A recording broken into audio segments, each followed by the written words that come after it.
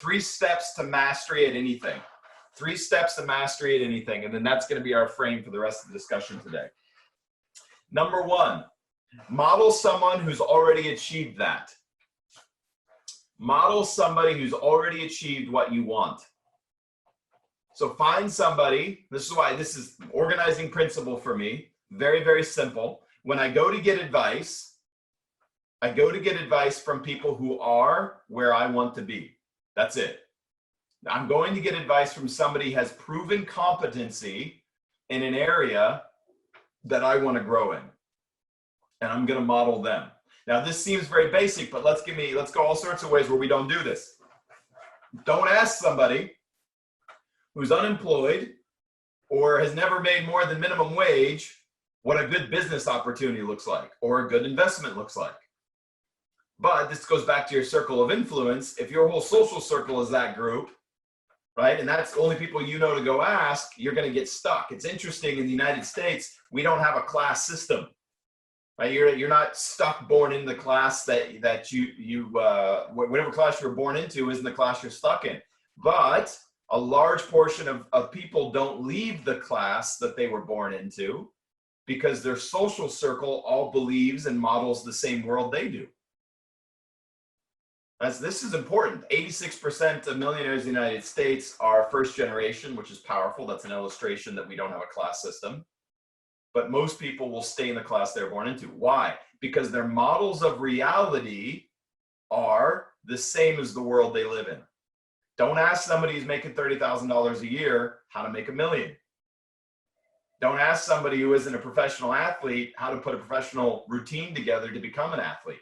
Go get it from somebody who's doing it. So number 1, model people who are winning at the highest level of the game you want to be in. Figure out what they're doing. You know, the perfect example for me in the sports world is Kobe.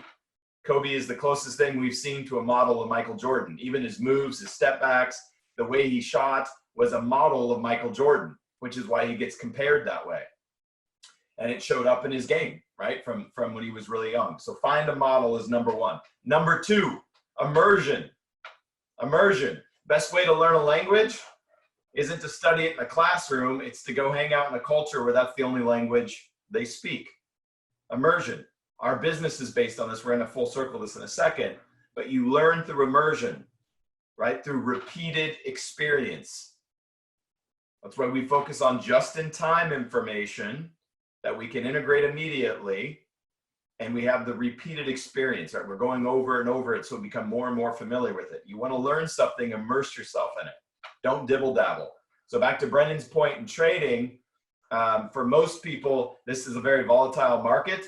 This is probably not a fun time to learn how to trade, right? And we talk about, I'll explain this in circle. There's very often you hear people say, well, millionaires have multiple streams of income.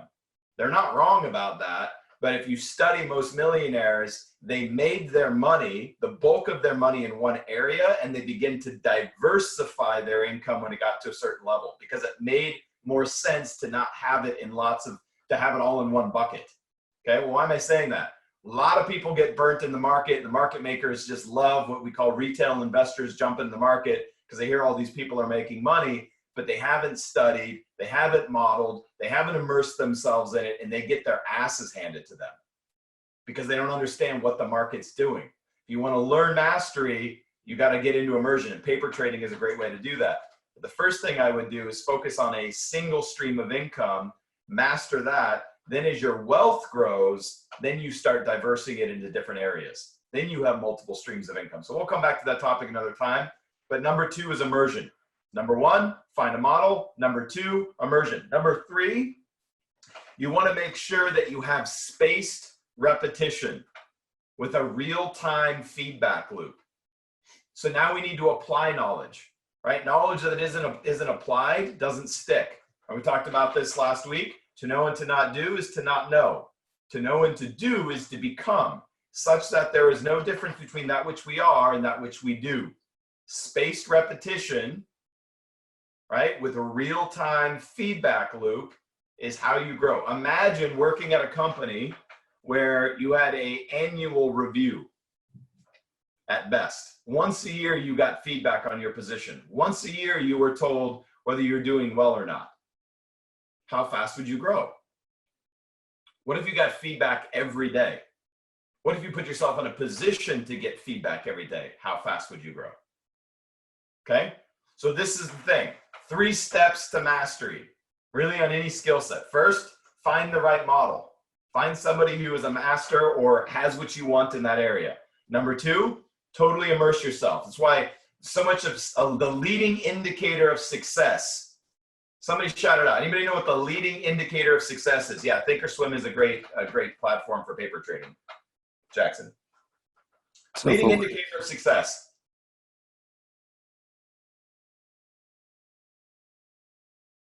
Obsession. Obsession. Beautiful. Or hunger. Hunger or obsession. It starts there. If there is no hunger, if there is no drive, you're fucked. You're done before you started.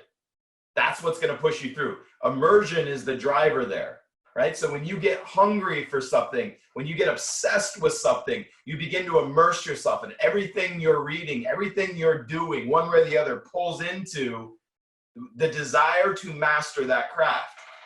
So last week we were talking about the five traits of successful entrepreneurs, the things I look for when I'm about to promote an assistant manager. Number 2 on that list was they have a genuine passion for their craft and their people. What is that an indication of? Hunger, obsession, immersion, wanting to put themselves in a position where they really develop their craft. And then number 4 on that is being a passionate learner. What is that? That is feedback. Having the student mentality, wanting to grow, wanting to learn. So 3 steps to mastery, one more time. Find the right model, immerse yourself in the information, demonstrated hunger and obsession for what you're learning, and then you want spaced repetition with a consistent feedback loop. Now, if you look at our business model, that is our business model. That's how we train and develop our people. Now, you come in, somebody is teaching you, that is a step or 2 steps ahead of you by design, right? That's the model. Immersion, you get in our culture, right? We're consistently talking about the same things. So you get into our culture, you've been here for any length of time, people start telling you, dude, you talk different, you act different, you dress different. Yes, immersion. That's why very often if you miss time and you come back, you feel like it's like missing a day of trigonometry for those who took trig in college. You miss one day and you come back and you're speaking a fucking different language. Like, what? I missed a day. What happened? Well, that's the effect of immersion. And when you're in it, you're in it. Right? And then constant, never-ending feedback. Our business, we're managed by the numbers, right? You can't manage what you don't measure. We manage by the numbers, and we continual feedback on that. So those are the 3 steps to mastery at any given thing. And that's really our frame. When we talk about how we teach and train and develop our people, that's the frame in which we do that.